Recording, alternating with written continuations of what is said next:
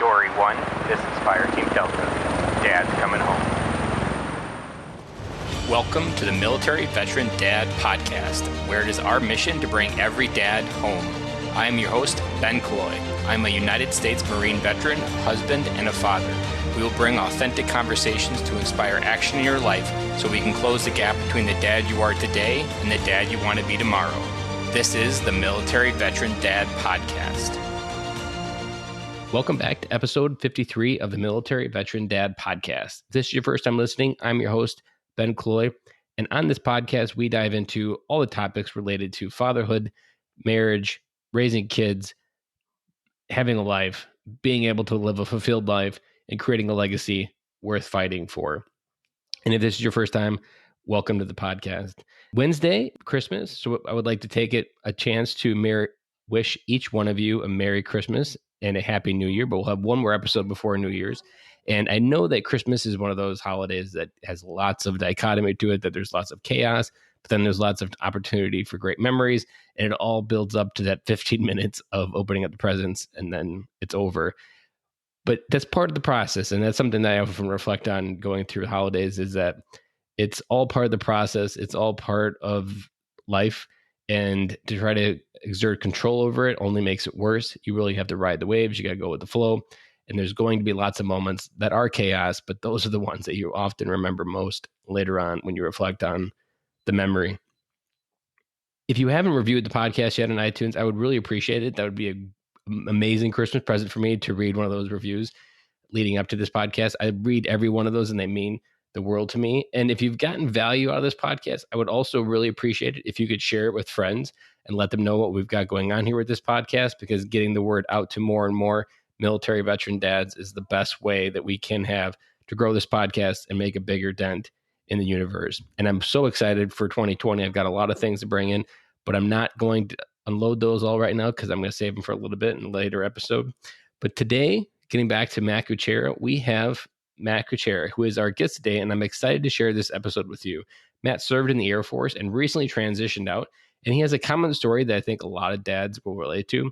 He has one of those personalities that you just can't help but feel like you have been friends with him forever and that you don't always want to say goodbye, because we really could talk forever. And we proved it because we talked for 40 minutes before we even hit record on this podcast.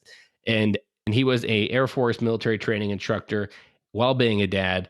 And there's a lot of life lessons that are coming home from that high intensity environment to just the average environment of home that he shares with us. And I think a lot of people are going to relate with this episode. And he also has his own podcast, Vet Pivot, that's also really great. And if you remember way back in the beginning, we interviewed Adam Bratz as well. And he is the co-host of the Vet Pivot podcast, and they both do it together. And I'm glad to have the other co-host finally on here. So without further ado, let's get this episode started. And again, Merry Christmas, and we'll talk before the new year. Thank you for coming on the show, Matt, today. Hey, thanks. I appreciate it, Ben. We have just been talking back and forth for the last 40 minutes. So I feel like this is the very first time we got to know each other, but I feel like I already got to know you. And we just found out something crazy, is that your background is Czech, and I work for a Czech company. I've been to Prague more times than you, which is 0, and I've been 9. Right. So I feel like we've got this bond ready to go. So I'm really excited for the magic that we're about ready to create now as we dive into the dad story, which somehow we avoided talking about any family for the last 40 minutes. 40 minutes, no family talk, strictly fun in business. So now this entire next conversation is a mystery. So it's going to be fun. That's right. We're going to unbox it. So go ahead and unpack a little bit, Matt, on your backstory and what brought you to be a dad today. Ooh, yeah. So my backstory, boy, I don't really know where to start here.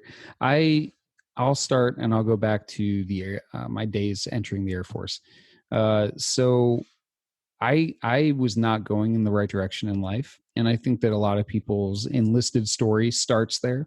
They needed direction. They needed discipline. They needed someone to kind of put the boot where it needed to be in order to get you going in the right direction again and kind of, redirect the ship, if you will. So when I joined the Air Force at age 22 and having been, chewed up, spit out by life a little bit, it was a good move for me. It was like the best thing that I could ever do in my life. And as a result, from day one, at basic training, getting screamed at, the stress, the pressure, I got a smile on my face because I know I made the right decision. I'm like, okay, I'm getting exactly what I need right now, and I'm going to. This hell is still better than the one I came from. What's that? Yeah, this hell exactly. is still better. Yeah, hell is better than the one I came from. It was just like one of those things. You have a moment of clarity, and you're like, yeah, I made the right call. Like, this is exactly what I needed to wake my ass up and get me going in the right direction. And so I was a sponge, and I soaked it up, and I did everything they asked to do, and that served me well as a young enlisted airman. It served me very well to kind of follow the rules and drink the Kool-Aid and do exactly what they tell, and indoctrinate myself into the system. And what better thing to indoctrinate yourself in than the core values that they try to instill upon you, the respect, the customs and courtesies, all these things that make you a stand-up citizen, not just a military member, but a citizen. So fast forward, I deployed for the first time. I was 2 years in, and I say deploy. It's an Air Force deployment. I was going to say there's still a sub print there. Yeah, there's definitely an asterisk there. So I went to Qatar. I was there for 7.5, almost 8 months. And when I got back, my wife at the time, unfortunately, my wife at the time, her and I, we were having a rough time, but we were trying to work through things and make it work. And one of the things that brought us closer and helped us work through it a little bit was we had a kid, right? But that was just kind of a Band-Aid for us a little bit. And ultimately the marriage didn't work out. But from that, I have this beautiful boy who was born in Swanee in a Belgian hospital.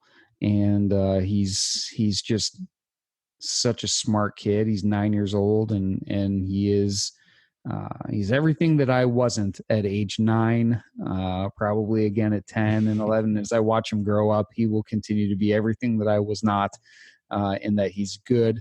He's a great student. He is respectful. I'll tell you a quick story real quick, since I'm telling my dad's story. Since age 4, really 3, I've been really working on making him self-sufficient, being able to do things on his own. This includes, you start with like one thing. All right, man. Hey, here's what you're going to do. You can take a shower and brush your teeth, right? That's your bedtime routine. So he takes a shower, brushes his teeth, he gets in bed. So you build on that. So the next thing is, okay, when you wake up in the morning, you're going to make your bed. And so you're building on all these things. Well, he is 9 years old, like I said now. And he's in his room. He's taking forever. And we got somewhere to go. I say, Brody, we got to go. Like, come on, hurry up, let's go. And it's kind of the drill instructor voice inside of me is starting to come out. And I go up there and I open up his door and I go, what are you doing in here? And he's like, Dad, couldn't leave before I clean my room. You're like, damn you for using my words against me. He's 9 years old in his room. He's like, yeah, cleaned it up, Dad. It's all good to go. Do you want to take a look? I'm like, no, we got to go. Dang it. Like, great. You cleaned your room. Good for you. But it's like in my head, I'm like doing a victory dance. I'm like, this is exactly what I've always. That's a hell of a win, I would say. Yeah. Is this kid understands that he's got responsibilities and that he has to take care of those things every single day, and he doesn't complain or moan about it. And with that, because he is that way, I give him a lot of rope. I'm like, okay, well, yeah, you can do that. And I trust him more to do things. And the flip side of that coin is I make sure that I have the conversation with him to say, hey, look, I trust you more because you're doing things that I expect you to do and ask you to do. And because you do those things without having to be told and stuff, it makes me trust you more. And so it's reinforcing the good behavior. But I did remarry, and I have a beautiful wife. We had 2 kids back to back. So we had Ella in 2016, and we had Sophie at the end of 2017. And you just wanted to get that barrel recharged right away, didn't you? My goodness. My wife and I weren't getting any younger, and we were, approaching mid-30s, and we were like, you know what, we just need to do this and get it out of the way and be done with it. And then there's something to be said for that. I often wish we had twins, because then that would have been like everything would have been the last thing. Yeah. Because once you're done with diapers, you're done. And yeah, there's a once you're a dad, you know that feeling when you're done with something. You're like, that's right. And then when you have that kid, so like we had 2 years apart, you're like, what the F were we thinking when you hit that reset button and you go back to the sleepless nights? And it's just like, what, were we on drugs when we thought this was a good idea? Right. So we have a huge distance between my son and then my 3-year-old, right? That was, there was a 6-year gap there. So it's like, okay, well, 6-year-old can take care of himself. And the 6-year-old can help raise kids too. Exactly. Right. So we had a little teammate there. So it was like playing 3-on-1, right?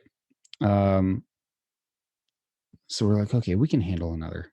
So we had another one, and being 100% transparent here, we were not ready to handle another one. We weren't ready. You know, now you're playing, you know, you have my son who's like, now he's shell shocked, right? He's like crawling in a corner. He's like, I can't handle this. What's going on here? Yeah, like there's just too much everything. There was and he's got 2 sisters, right? So he didn't even have a brother. He looks at me at one point. I'm like, hey man, do you think you'd ever, I was like, what do you think of your new sister? That's what I said. Yeah. So our 2-year-old's born. What do you think of your new sister? He's like, she's great, but Dad, please, no more. My son said this to me. He's 7 years old. Dad, please, no more kids, please. This is enough trauma.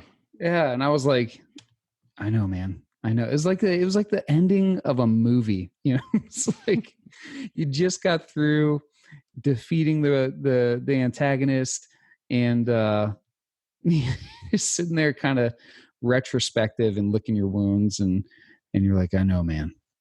Trust me, we're not doing this again.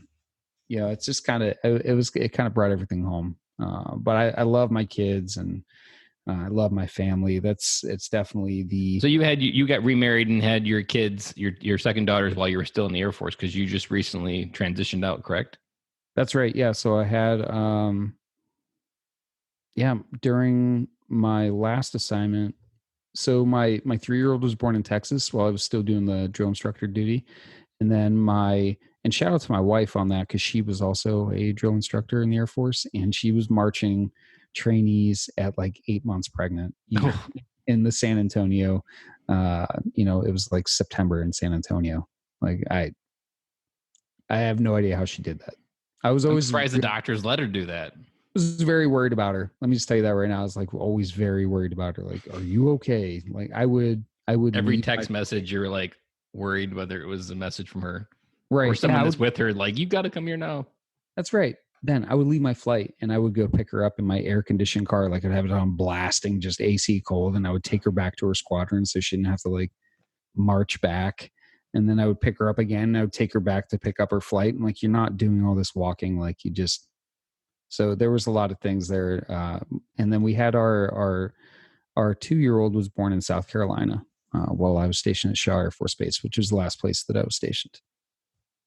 So you had to do a lot of even moving around while you were living in life in the pressure cooker there as well. No, that's right. Yeah. So we did, so we sold our house. We moved out of our house in Texas. It got sold like 2 months later while we were already in South Carolina. So we did the living out of a hotel for 2 weeks, 3 weeks in South Carolina. And, my wife is pregnant. It's South Carolina. It's the summer. Yeah. It's July. Well, at least she was training for it in San Antonio. It wasn't like it was her first rodeo.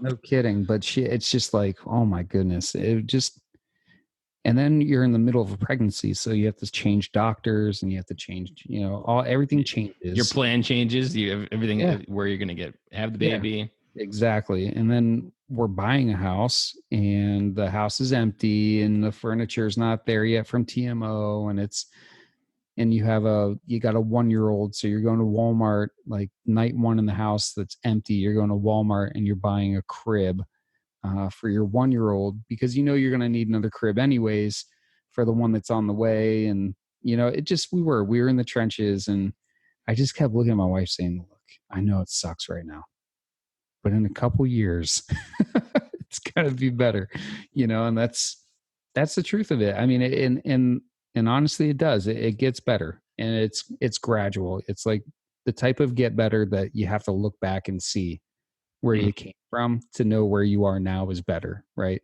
Yep. Because if you just look at it today, I'm like, oh man, this is terrible. Like I want to go hide in my office and not not interact, right? Because sometimes toddlers just get in the mood. But when you look back, it's like, okay, well, I can remember when you had to like make bottles for the littlest one. The other one is struggling with potty training or struggling with speech, or they're both walking, but neither is good at it. Like those running into things, pulling stuff off the tables. Yeah. Yeah. And my 3-year-old is a real, I mean, she's hell on wheels, man. She is. Sounds like my 3-year-old. She's just a pistol that is a free spirit. Yes. That's my 3-year-old. And she's just like, she's so like me. Like her attitude, the way she thinks about things, like the way she talks, like how she's independent, wants to do everything on her own. Like that's my 3-year-old. She's like me. And it sounds like you're really hanging your hat on Brody, is like, this is my success, and the other two, I'm not really sure where they're going to end up yet. Yeah. Brody is the one that I don't have to worry about. Ella, who's the 3-year-old, is the one that's going to give me gray hair. And the baby, Sophie, she is like brilliant. I know every parent probably says about their kids, right? But out of all my kids, she is really, really smart. She is like full sentences, talking since 18 months. Very, very verbal kid. She's very inquisitive. You can always tell she's like watching everything that's going on. Like that girl loves to read books. She's my little bookworm. Like that's my 7-year-old. She just devours books. Yeah. So that's Sophie. Sophie, I mean, she loves books. She would rather have a book than than sit down and watch like Doc McStuffins or something. It's just, she loves books. Your 3-year-old sounds like my 3-year-old would get along perfect, because she just started saying it. Like today, she's like, well, this is how it's going to go. And she's 3, like saying it just like that. Well, this is how it's going to go. This is what's going to happen. And we're like, where the F did this come from? And she even tells you it was Odin, the daycare, that told her this. So it's like, you just can't. I mean, she's so smart. Like she just figures things. She found my son. So my son went to kindergarten this year. She found his locker first before he did, because she can spell his name and notice it better than he can. Wow. He was 5. Too smart for her own good. Yeah. Boys just have a hard time figuring it out. I do, and he's not smart in how people measure smart. Like he can build the Lego set, and that would rival anybody's airplanes. Yeah, but he doesn't. He just doesn't care about learning the alphabet. No, that's like, look, us boys, like boy to boy, man to man, we suck at it. It takes us to figure it out. That's why I'm always so blown away by Brody. I'm like, dude, like why are you so responsible? Like, what is wrong with you? Like, I find myself like, I need to pay you. Like, you need an allowance, and it needs to be a lot.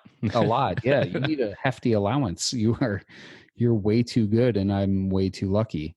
So let me ask you a question. I got a new favorite question I like to ask you, or ask guests. If you could go back in time and write a message on a sticky note and leave it on the table for Matt in those early years when your kids were still very young, under 2, what message would you write to put on the table for yourself? Oh man. For me, I think it would be perspective is everything. And just because something seems so obvious to me because I'm 35 years old doesn't mean that it is so obvious to a 3-year-old. Mm-hmm.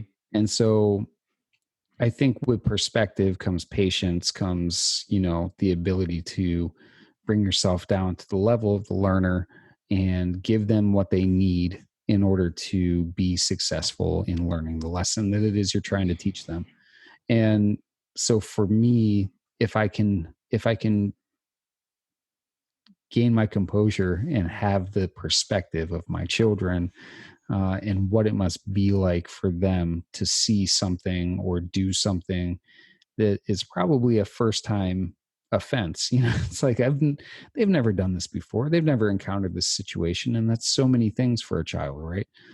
So many things for a father. I'll Yeah. explain. I'll adopt a conversation with my 7-year-old and be like, you know how you're trying to figure out every day how to be 7 years old? Well, daddy's still trying to figure out how to be 35. That there's lots of things that I've never experienced and I still need to figure it out. Just like Yeah. there's lots of things that you've never experienced and you're trying to figure out. And same thing with like emotions when they go crazy and be like, I'm 35 and if I can't regulate my emotions, how dare I judge my kids for not regulating Right. theirs? Like it's up to me to set the example Right. for. Yeah. And if you're shouting at them for shouting at you, like what, that doesn't work. You can't yell at them for shouting while you're shouting at them Fire about with shouting. fire. Yeah, it doesn't work like that. You need to have the perspective that they don't have any difference and you do have understanding of that shouting isn't how you solve a problem.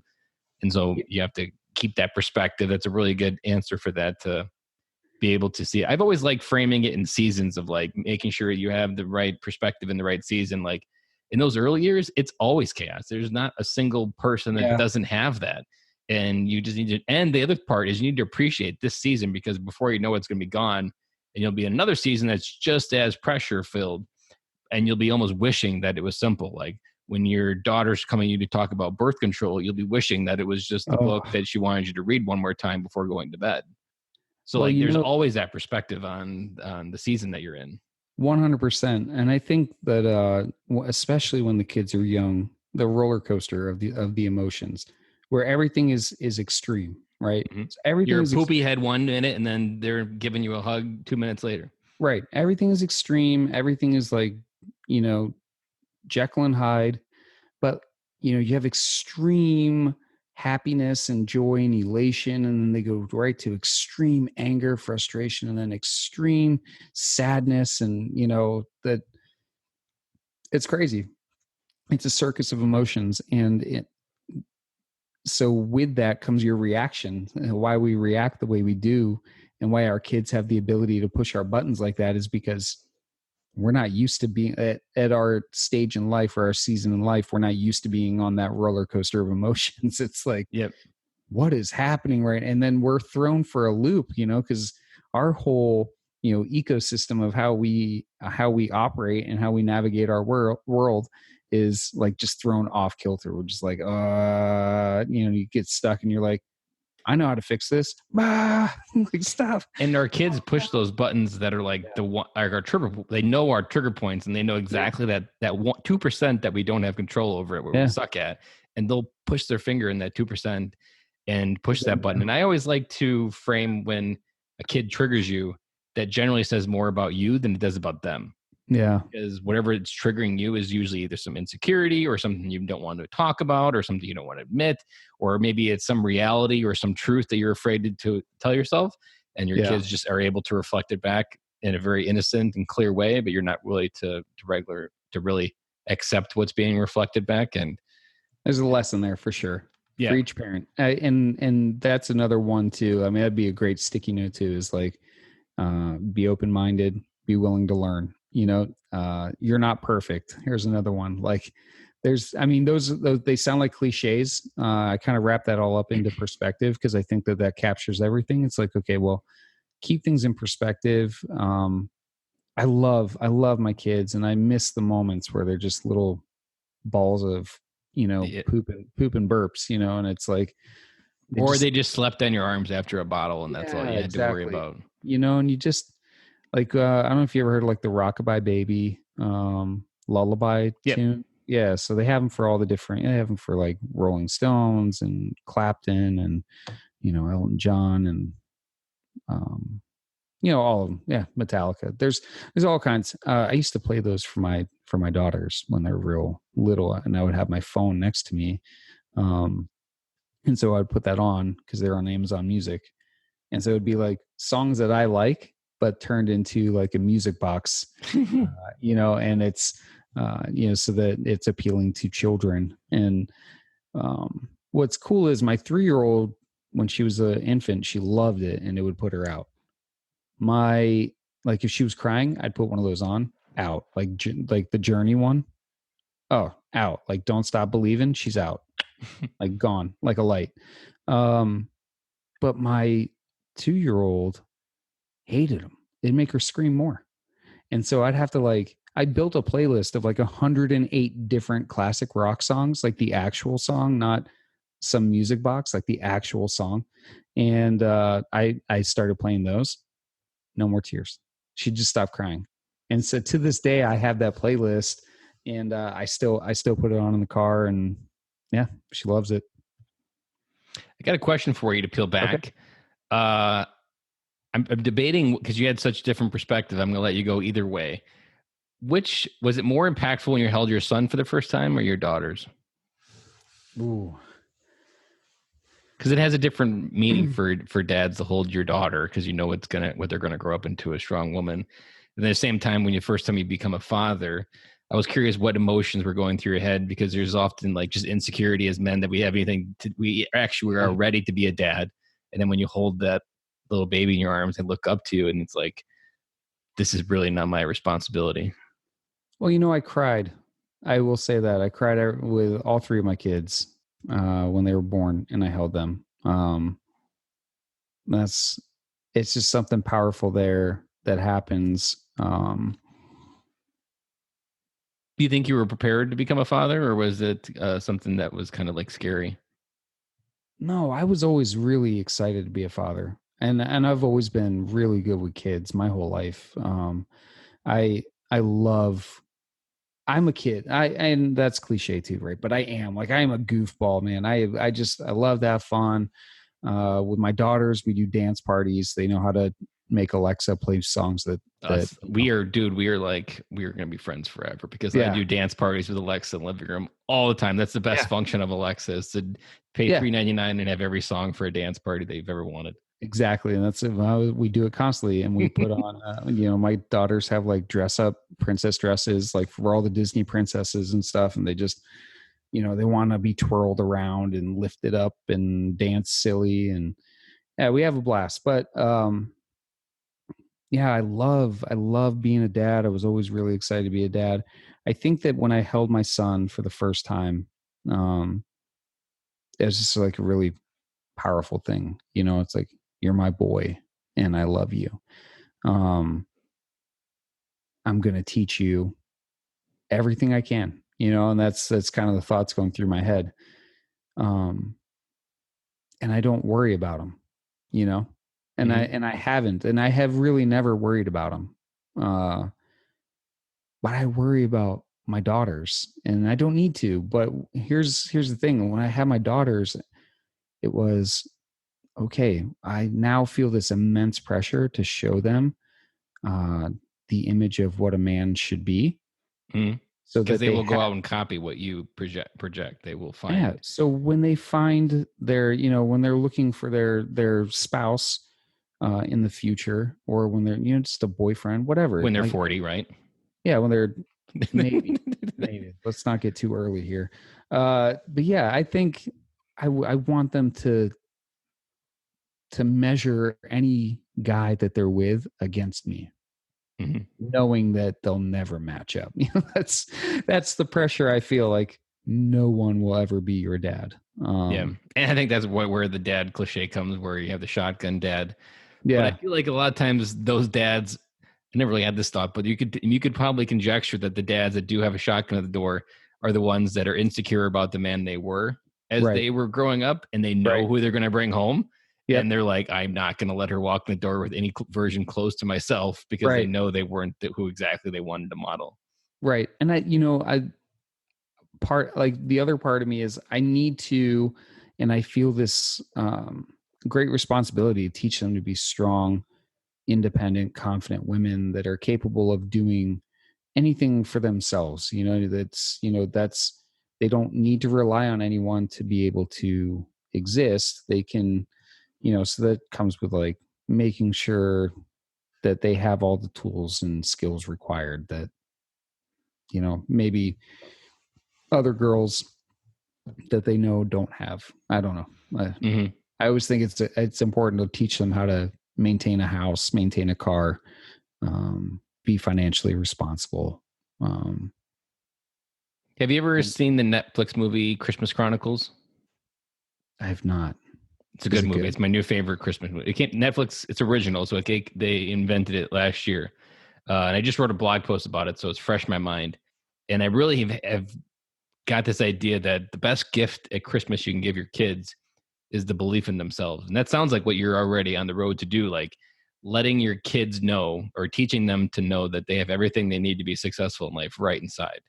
Yeah. You don't need anybody else around them to believe what they're doing is right, to give them permission to do what they believe is to be right, and to have that confidence to go out in the world. And because they know they have everything that it takes, they'll generally go out and do it. And in the movie, there's a knife. The dad dies in a fire because he's a firefighter. And the dad has this heirloom that he passes to his son that says in the back, "A Pierce always sees it through." And at the end, his son saves Christmas because this saying is essentially kind of his dad's legacy of a Pierce always sees it through, and that the son always had everything he needed inside, which was confidence. Yeah. And that confidence then saves Christmas and ends with a happy ending. But the son had to believe in himself that he had everything that he needed inside to be successful. And I feel like in 2019, it's already a problem. So I can only imagine when our kids are out there in the world, that the amount of external validation that people look for on Instagram and Twitter and Facebook and all these things that leave people empty inside, that when life does throw you a hardball, like a death or maybe the death of a parent, you won't know how to keep moving forward because no one's going to tell you how to move forward, because it's your own issue that you got to feel for. And if you don't know that you have everything inside already, those hard problems are the ones that stop you in your tracks. Yeah. Yeah. 100%. I mean, I think allowing your kids to experience, some adversity and some failure is important, especially throughout their life. Right. So you're trying to teach them, you're trying to gauge how successful are you at giving them confidence. Mm-hmm. And the skills and tools they need to be able to overcome adversity. But on top of that, those are the things, those are character building moments, I think is what I've heard them called before, that I like the most. You hear it called a bunch of different things, but I always like it the most when people say that's a character building moment. That's something that it really makes you who you are. When I was doing the basic training instructor, drill instructor thing, I used to tell kids that, that got in trouble, that that I had to counsel in my flight office. I used to tell them, hey, listen up. I just want you to know one thing. And I always left them on a positive. Like, I'm going to forget about this. It's how you react from this point forward and what you do now that I will start judging you on. Right. And if we have to have this conversation again, then, obviously we'll have to document it and we'll go forward and I'll give you a clean slate again. But just know, like, there's not like a running tab against you. Right. I think that message is important for your kids too, because you're with them, you're with them until they leave the nest. And it's very important that they know there's not a running tab against them. There's not this scorecard where you're saying, hey, look, that's that to earn your father's love, that you have to do X amount of brownie points. Right. I've always liked the dad to describe it like, there is nothing you can do to make me love you less than I do right now. And that kind of gives them permission to trust that they can always bring whatever's on their heart or whatever they're dealing with, because they're not going to avoid it because of how you're going to love them less, that they know that you're going to love them more even, because they did come to you. And it all goes back to, I feel like there's so many kids today that are just failed to launch because they didn't have the confidence to take action on their own. Like, they've just been waiting for someone to come up to them and say, hey, okay, it's your turn, go. Yeah. Really, it comes from inside, that you've got to be able to go forward. And there's a good Zig Ziglar quote that I was reminded of today, that he often says that failure is an event, not a person. And yesterday really did end last night. And today's a brand new day. And that's always kind of how you have to frame it. That there's a good book that you might like as your girls get older. It's called Someday a Bird Will Poop on You. And it's pretty much that. It's just like it says, that no matter how good of a day you're having, no matter what kind of mood you're in, good or bad, someday a bird will just fly by and poop on your shoulder. And it's up to you to decide how to react to it. You can either react positively to it and say, yeah, whatever, brush it off and be done. Or it can ruin the rest of your day. But that's a choice that happens when a bird poops on you. And that's what this book is teaching you. And we did maybe like in first grade, I think we called the bird poop talk. So we would talk every night in bedtime of what we would, what upset her, what we would call it, what kids pooped on her, because they were someone that would just like throw something at her in her life or that day, and it would frustrate her and emotionally get her wound up. And I feel like that's one of the hardest things that as a father I face with my daughter, is coaching her through what she's feeling and making sure she's feeling what she needs to feel, because there's so many emotions that they have, and they go from the roller coaster, and making sure that they are processing them, but then making sure they understand what it means. And I really like what we've just started. We got a journal. So she's in second grade now, so she can write and do all that stuff and critical think. So we write down something that made her grateful, something that made her happy, something that made her sad, and 1% better that she's going to work on tomorrow. And that's really helped her kind of reflect, almost as like that things are getting better. Like there's times where she'll go back and compare, and she can see kind of progress. And I've already seen different things already improve. Like I was gone for a week for work, and she was journaling when I came back. And so when I came back, we were talking about what she wrote down. And one of them, she realized that when mommy gets mad at her, it's often because she made a choice that made mommy mad, and that she had the ability to change the situation all on her own. She came to that conclusion all on her own. I can only think that happened because we've been talking about it for 2 years now, about how your choices have consequences, and the reaction you have to an emotion is just that. It's a reaction. It's either positive or negative, and it's your choice. Yeah, I love that. And my son journals. I journal. I'm if you've been listening to Vet Pivot, I'm a avid journaler. It's very important for me to teach my kids that skill too. The ability to write down your thoughts and ideas is powerful, because it allows you to go back and be reflective. Right now, I can look at what I was thinking in that moment, and I can build on that.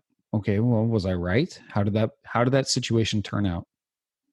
Okay, well, maybe next time I'm faced with this situation, I don't have to feel that way, because I know how situations like that are going to play out.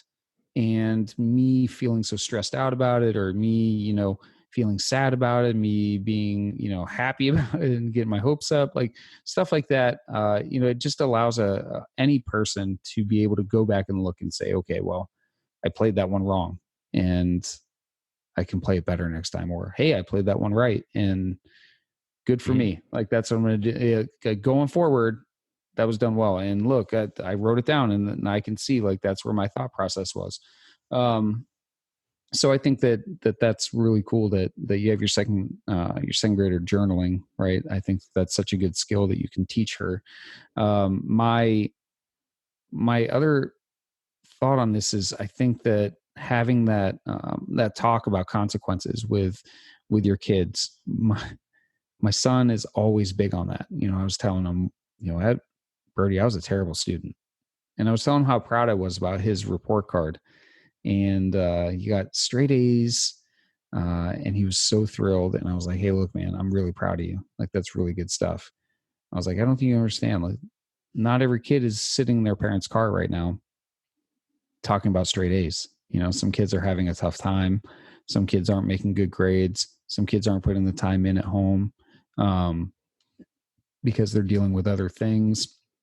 So we always try to be mindful, but also understand that like actions have consequences. Like everything you do, Brody, I was not a good student all the way through high school. Not a good student. That had consequences. Mm-hmm. What were your consequences, Dad?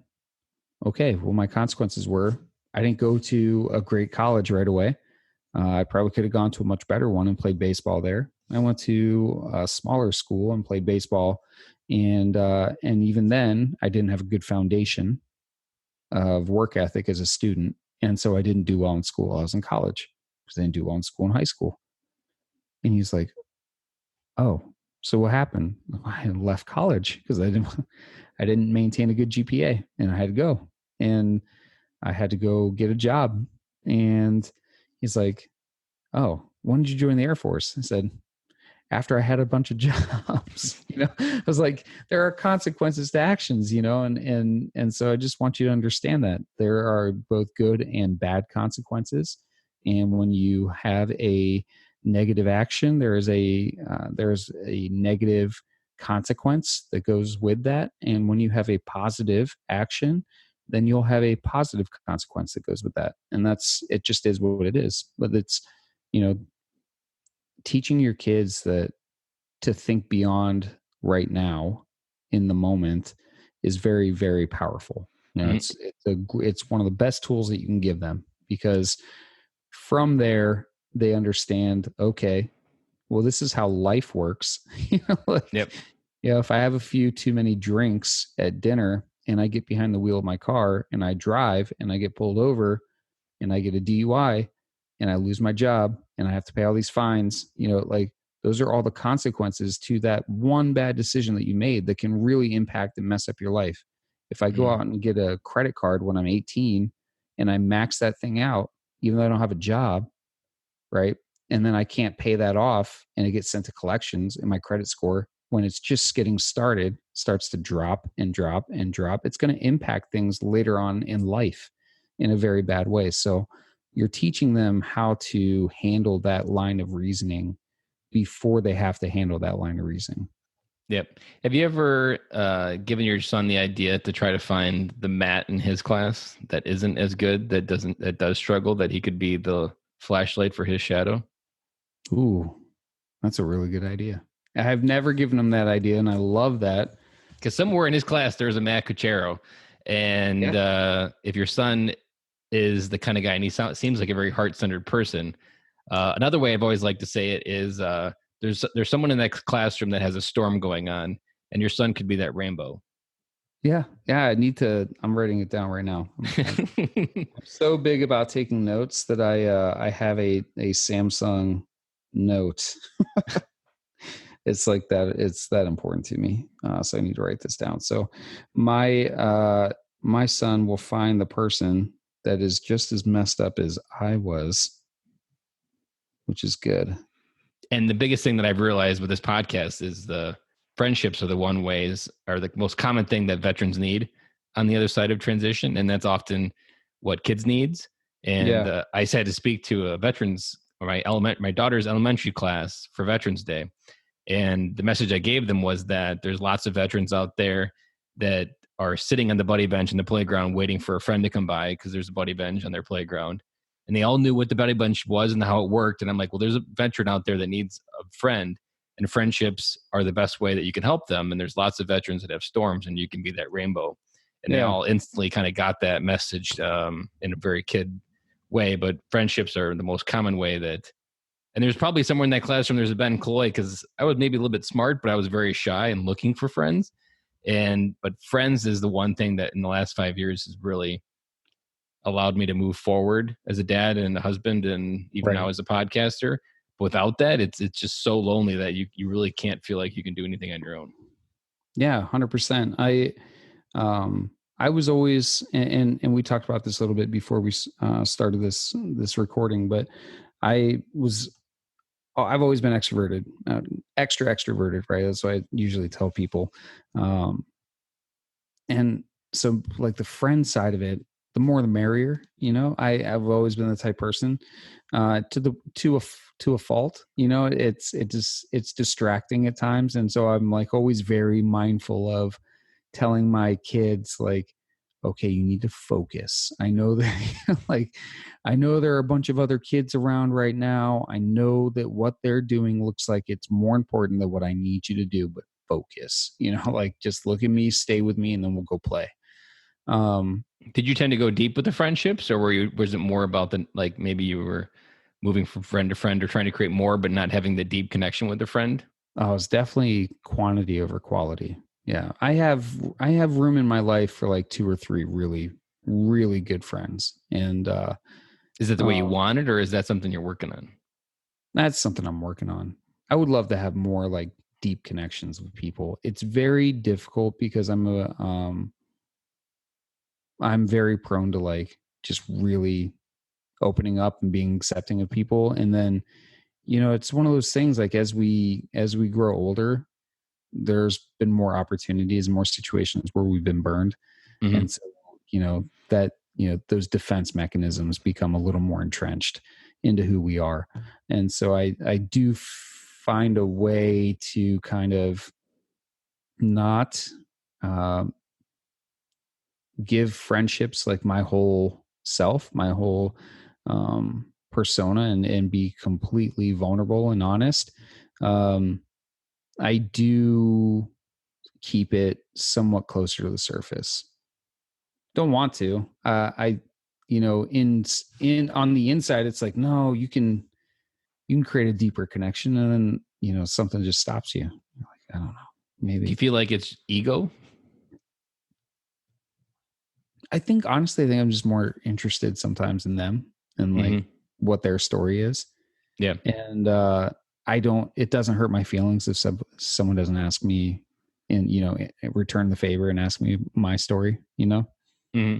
Which I think it helps me with the podcast, right? So it's like, yes, tell me your story, and I'm very interested and engaged. And if you don't ask me in return, because that's not typically how a podcast interview goes, right? Then it's like, um, I'm okay with that. It doesn't bother me, right? So it's a way for me to kind of feed my defense mechanism, if you will. I get to know people, and if they don't ask me, then I don't have to go like deeper. So this isn't necessarily your most default state, answering questions and being on the other side to go deep with a random stranger. This is again, I'm comfortable with it, and I will, and I have no problem telling my story. I think that there are so many parts of my um, just my life story that they're mine, and I don't open up too much for just about anyone. um I don't know why. I think for me, I'm like very optimistic type person, and I just, okay, look, it goes back to what I was saying before. Like, I know where I came from sucked, and I know where I'm at now is better, and I know where I'm going is going to be better than where I came from, even though there's going to be some obstacles along the way. And so I just, looking forward is always better. I don't necessarily want people to like, oh man, that's tough. I'm sorry that happened to you, or wow, I can't believe that you went through. Like Mm-hmm. that doesn't help me. You know what I mean? Because then I feel like, oh gosh, this is tough. From a parent standpoint, I'm more vulnerable with my kids than I am with anybody. I would say that's a place that it counts because your story helps them understand that you're not perfect and that your life experiences can help. I think that's why military dads leave so much on the table by not waking up to our potential, because we've just experienced a whole lot of life. We're less than 1% of the population that have experienced life in such an extreme way. And by us not sharing those lessons learned with our kids, we're just leaving so much on the table for who they can become with those Yeah. shortcutted lessons of who we are. Yeah, 100%. And the other part of that too that I'll say is, it's less scary to do that with your kids, especially when they're like younger. Oh yeah. They don't They they're don't not gonna judge you. they're They're not not judging looking. you. Yeah. You're still their hero, and so you can be real with them, and as long as you keep it at their level of understanding in how the world works, and find a way to explain it to them in words they can understand, um, it can be very relieving, therapeutic for you as a veteran or military dad, and it can be really building, a great building block for them to gain some perspective that they wouldn't otherwise had, like you were saying. Got it. Well, I'm going to ask one more question here that maybe goes a little bit deeper, but I think you're ready for it. I think you're warmed All up. right. So if you were to think of the Matt Kuchera in your first marriage and the Matt Kuchera who showed up in your second marriage, what do you think the biggest change that you had to do on yourself to make your second one successful? Because that's a theme of that a lot of active duty and veterans have, where they have one marriage that doesn't work out and they get into one that does.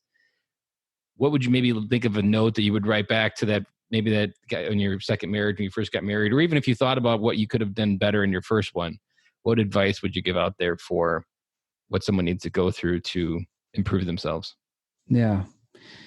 I mean, of course I think about that. Of course. And I think it's natural to do so, right? As a human being. And when you go through that process, for anyone that's, um, broken up with someone, or anyone who's got out of a long-term relationship, or anyone that's got divorced before, it's not fun. And it takes a minute to rebuild yourself and figure out who you are again, because, you absorb some of the person that you tie yourself to. Um, but it's natural in that process of healing from that event, that you ask yourself, what could I have done? And so if I were to leave a note for Matt, right, I would say don't be so selfish. Find ways to be less selfish. Because and that's really what it boils down to. Um, I should have.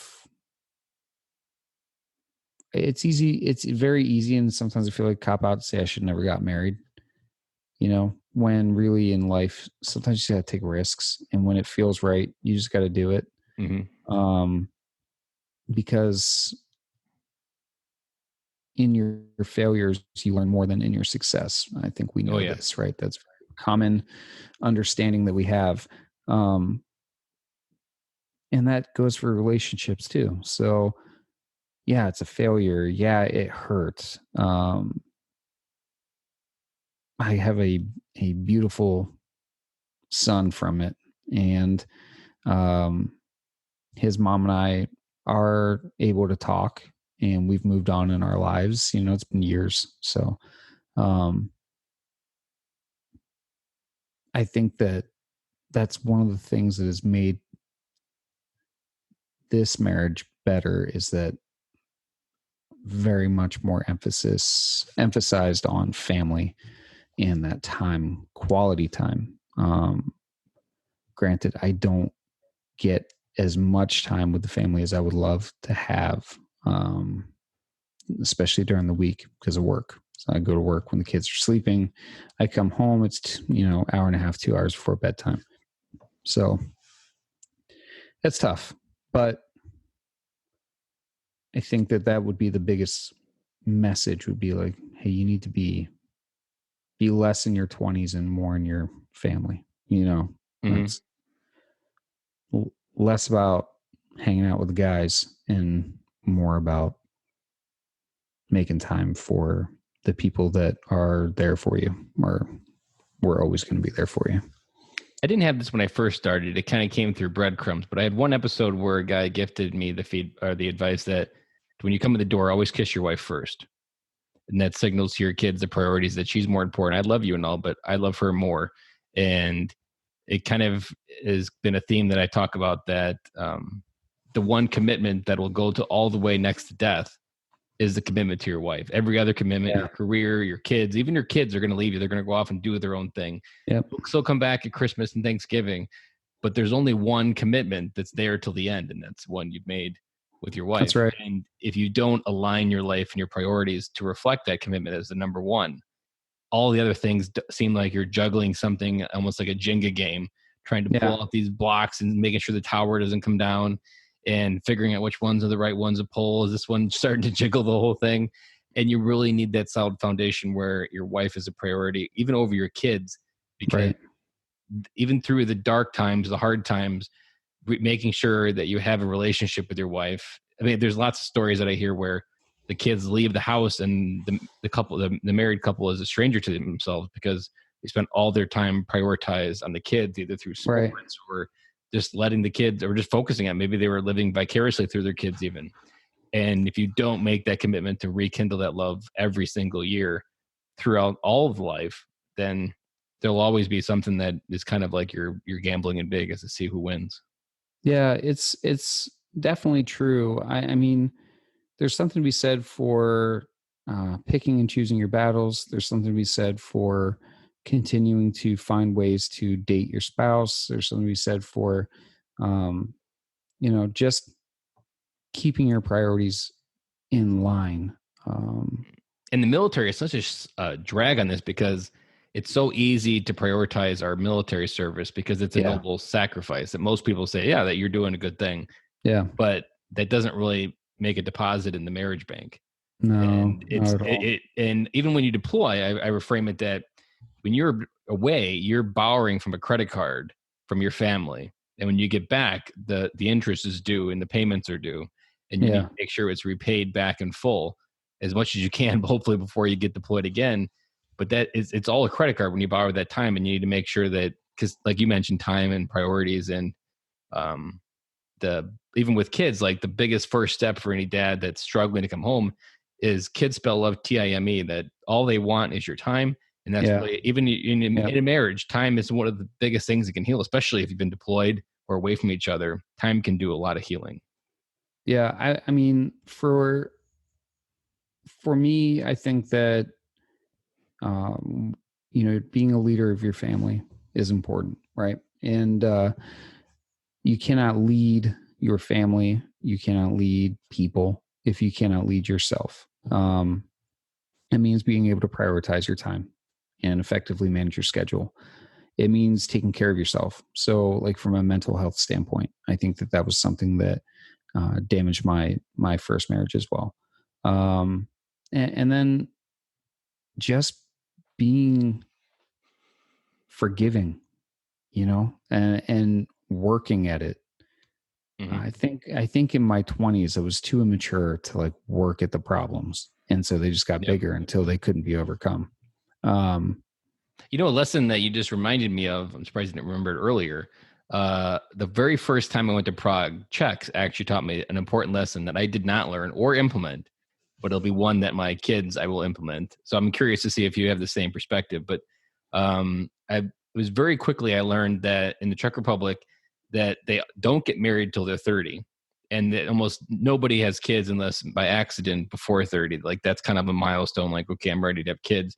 But their kind of way of life is like they spend all their 20s finding the person that they want to love for the rest of their life, living life with that person in just a kind of a frillful way of taking crazy vacations, doing crazy things, living adventure, and learning to build a solid foundation with that person. And only when they reach 30 do they settle down and move into that next stage, because they have a great solid foundation to build from. And in America, it's the exact opposite. Is if you're married at 25 and not having kids, you're behind. And that's why we have midlife crises, because you never got a chance to live. And sometimes that's why maybe one person wants to divorce, because maybe they settled down too quickly and they had kids and they never got a chance to live. But that 20s is so important to build that solid foundation with the person you love, and not just rush into it, but just truly fall in love with the bliss of love for almost 10 years, because that foundation that you coming home with your kids then is a completely different mindset than if you're trying to battle two worlds of partying in the weekends and being a mom at the same time. Yeah, that's very European. That's like a very European mindset about it versus the American thing. So maybe not just Czech, but well, it's the only country I've been to, so I'm biased a little. No, it's super European. But I mean, you think about it. I don't know if when you go to the Czech Republic, if they ever got you into soccer, but I lived there for 3 years, so I got really big into soccer. So, Barcelona back in the day, back in the day, 10 years ago, unbeatable, unstoppable. And same with Spain as a national team. And the reason why is because those kids all played together and grew up in the same system all the way through. And so when they got to the professional stage, or the highest stage on earth when it came to the sport, they had been doing that together for 10, 15 years, so naturally they knew where each other were going to be. They knew how to communicate. it was almost like they were communicating without even saying anything. So they had nonverbal communication cues that they were picking up on, and they just had a feel for each other and how to navigate the field, right? And so it just made them unbeatable, and they won. They won, tons of games. Very difficult to step on the field against and expect to get a result. That's what you're talking about, right? The European way of doing it, having that 10 years of being with this person, getting to know this person. One of my best friends in this world is Belgian, and we met each other in high school. And so when the military stationed me there, it was like, dude, we get to hang out like all the time for 3 years. Like, this is amazing. So it was a really big win for us. And he dated the same girl from when we were 21. Yep, 21, because we're the same age. So from 21, and they didn't get married until he was 29, 28 or 29. And then they just started having kids like a couple years ago. And so, I mean, I don't know if it absolutely have to be a decade, but there's definitely something to be said for slowing down, and that life isn't a race. And if you don't slow down to smell the roses or to just learn who we really are, even like how many people rush through and get married and get a car payment, a house, and then they have a job they don't like and they have debt. And like the American dream is almost a prison, because you rush through the system to a point where you can't stand the view from where you're standing, but you don't see a way out. You just don't know how you got there. You feel like you time traveled, right? You woke up and you don't realize your own choices are the reason why you got there, and you're probably not ready to admit that your choices are the reason why you got there to be able to move out of it. But the consequences of your choices, of keeping up with the Joneses, of not living your life in your own way versus what other people want you to live. Yeah. And just, I mean, not giving things time to go from beginning to end in the process, right? Yeah. I mean, even just living in Belgium for 3 years, that widened your view of the American dream for what you see as possible for your own life. And I feel like that's what kids really, that's what, as dads, and my obligation, my kids, is to make sure they have that wide view, because when they go out into the world, they want to kind of have an idea already who they are, and they're not going to get it from the system. The system isn't going to teach them what they want to be for the rest of their life. But you got to add those experiences and show them there's just not one path to have life. There's just not a trade job or a factory job. Life can be really whatever you created on your terms. And you have to be able to see other things to do that. And there's the crazy statistics that 20% of Americans have a passport and only 10% use it. And if you think about like how insular that view of the world is, that there's only 10% of the people that actually know a different way of living other than what they see on TV, which isn't anything close to reality. Like, and you take your kids on an international trip to Europe, like you have no idea the amount of like perception that. My so Brody has been to Italy. Obviously, he was born in Europe, so he's traveled all over Europe. This summer, his mom has to do trips to Japan for work. So this summer, he went to Japan for a month. Yeah, like those experiences, you never know what those are going to do for him. Yeah, and at 8, I mean, that's like a perspective that like you can't buy anywhere. You can't buy that on Target Cyber Monday. Yeah, he just came back talking about how 7-Eleven in Japan is so much better than 7-Eleven here. I said, shut up. I don't know anybody that says the 7-Eleven is better anywhere. Yeah, I know. That was like his takeaway from Japan. I was like, really? Like, you have any other takeaways? I'm sure there's probably other takeaways. He just doesn't know what to use, or he hasn't processed the thought of how it fits in yet. He has no idea how to bring it up. It was a bunch of seeds planted, but they all still waiting to be watered. Yeah. But it's cool. It's still something he gets to tell his friends, a little bragging thing. I was born in Belgium and I went to Japan for a month. Like, I've read a couple articles that said that military kids are a very unique type of person, because they've grew up with diversity to the point where they don't even really judge diversity as bad or good. They just see it as is. And they've learned how to, and even military, we've learned how to get along with people that we don't like for a lot of different years. Yep. And that's a skill that we're actually in 2019 in our society that a lot of people need. So if we can really create strong adults to go in the world, these kids will change the world if they believe they can. Yeah. They need the confidence for sure. Yeah. It's fun. Like being a dad is It's the greatest job in the world. And it's the greatest title that you can get called. It's like when you get called dad, like every time I hear daddy, I just like pause and be like, there's just nothing better than that title that when they call you daddy, because it's something special. There's that moment I walk through the door every single day when I come home. And they just swarm you. And they tackle you, you know, and they want nothing more than to just have you around and just anything you do with them, just being silly. Like, oh man, like to all the dads out there, just be silly with your kids. Like, don't be serious with them. Enter their imagination. Yeah. And no matter how bad of a day you had, their love for you is still just as equally as charged. Like nothing that happened to you that day is going to take anything less of what they're going to greet you with. Take a deep breath before you go through the door. The meeting went bad. Your boss is breathing down your throat. Like whatever, just take a deep breath before you go through the door and just be silly and enter your kids. You will always be enough in the eyes of your kids. And you'll feel better when you're done. You will feel better when you're done. They have this ability to just wipe away all the crap, you know, and just make you smile. They'll do something that just puts a big smile on your face. Like, I don't know. I can name 1,000 things my kids do. And I'm like, oh my God, you guys are the best. Exactly. And they're just getting started. Yeah. Yeah. It's so much fun. Well, Matt, if I got one last question for you, if you could wrap up all your wisdom, what advice would you want to leave for a military veteran dad out there listening to this episode? Oh man, I feel like maybe you haven't given yet. Yeah. I've one piece of advice for the military veteran dad listening to this episode would be, that's a good question, Ben. Let's make it specific. What advice would you give to Matt Kuchera, that's the Air Force drill instructor that has a high demand job that has to come home and be dad? I would say your kids don't get it.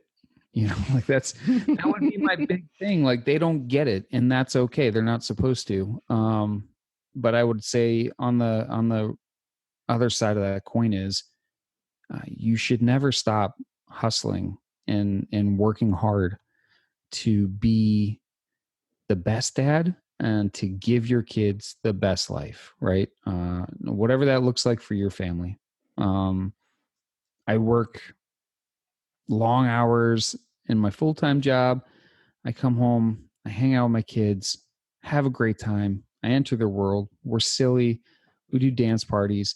You know, we do all kinds of crazy stuff. And then, you know, I sing to them when they go to bed, and then it's back to work. You know, I do podcast stuff. I work on my schoolwork. It's just nonstop, always doing something, trying to better myself so that my kids have a positive example of hard work, of selflessness, of what it takes to have work ethic and make it in this world. You know, all those things are important. So yes, you need to understand they don't get it, but through your actions, eventually they will. And that's a funny story about they do get it in certain cases. I've come home, and it was during the summer, I think, that my daughter would be sitting in my office right in my chair with these headphones on, sitting next to this microphone telling me, "Daddy, go away. I'm in a meeting." Because that's what, from her side, that's what I'm always telling her. I'm like, in a meeting, you gotta be quiet. And so she's in here mimicking me like, "Daddy, I'm in a meeting. Go away." Yeah. They do in some instances get it. Like if you have it on your face, like my 3-year-old will call it, "Daddy, why are you grumpy?" You know, I'm like, I'm not grumpy. I'm sorry. I'm not grumpy. That's like her big thing. And now the 2-year-old, you know, it's like the worst thing you could ever do to this 2-year-old is to call her grumpy. Like when she's in a mood, "Hey, you're being grumpy." Full blown, like fit, you know, just, "I'm not grumpy." And you're like, all right. Damn you for reflecting back my words. Yeah. Learning how to push your buttons here, you know, it's like, so. Well, Matt, I really appreciated this conversation. Yeah. Where's the best place for people to get a hold of you if they want to find out more about the Vet Pivot podcast?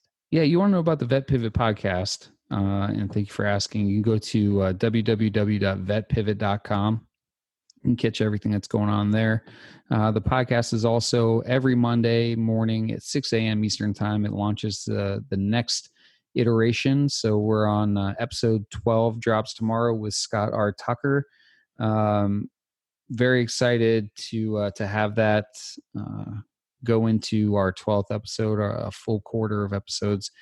And those are all available on all the different platforms, Google Podcasts, iTunes, iHeartRadio, Spotify, everything, you name it. Ask Alexa, she'll play it for you, whatever you want. Well, it's a very good podcast, and I recommend anybody out there in the transition listening to it. It's a bunch of two guys. The other guy, Adam Bratz, who's been on the podcast way back in like episode 19 or something.